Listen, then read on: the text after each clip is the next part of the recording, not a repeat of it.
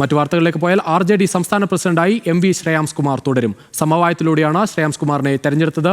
President സ്ഥാനത്തേക്ക് 4 പേർ പത്രിക സമർപ്പിച്ചെങ്കിലും 3 പേർ പത്രിക പിൻവലിച്ചിരുന്നു. കർഷകരുടെ പ്രശ്നങ്ങളും സാധാരണക്കാരുടെ പ്രശ്നങ്ങളും ഉയർത്തിപ്പിടിച്ചുകൊണ്ട് ശക്തമായിട്ട് മുന്നോട്ട് പോകും.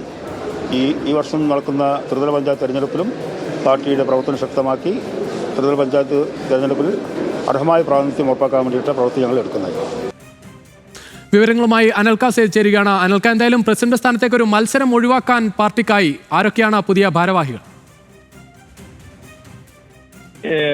ഇന്നാണ് RJDക്ക് പുതിയ സംസ്ഥാന പ്രസിഡന്റായി MV ശ്രേയാംസ് കുമാറിനെ തെരഞ്ഞെടുത്തത്. അതായത് ഇന്നലെ ഈ പത്രികാ സമർപ്പണം പൂർത്തിയായ വേളയിൽ 4 പേരാണ് ഇത്തരത്തിൽ സംസ്ഥാന പ്രസിഡന്റ് സ്ഥാനത്തേക്ക് നോമിനേഷൻ നൽകിയിരുന്നത്. എന്നാൽ പാർട്ടിയിൽ നടന്ന ചർച്ച അല്ലെങ്കിൽ സമവായപ്രകാരം പത്രിക നൽകിയിട്ടുള്ള 3 പേർ ഇത്തരത്തിൽ നോമിനേഷൻ പിൻവലിക്കുകയായിരുന്നു.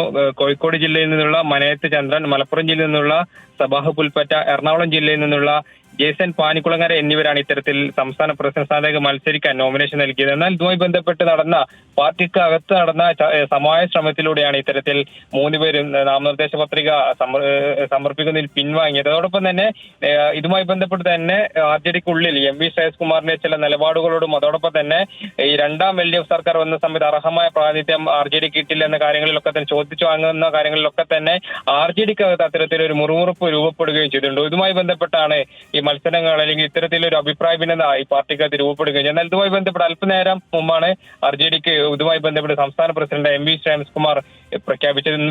50 അംഗ സംസ്ഥാന കമ്മിറ്റിയും അതോടൊപ്പം തന്നെ 20 അംഗ നാഷണൽ കൗൺസിൽ അംഗങ്ങളെയും RJD ഇന്ന് പ്രഖ്യാപിക്കുകയും ചെയ്തു.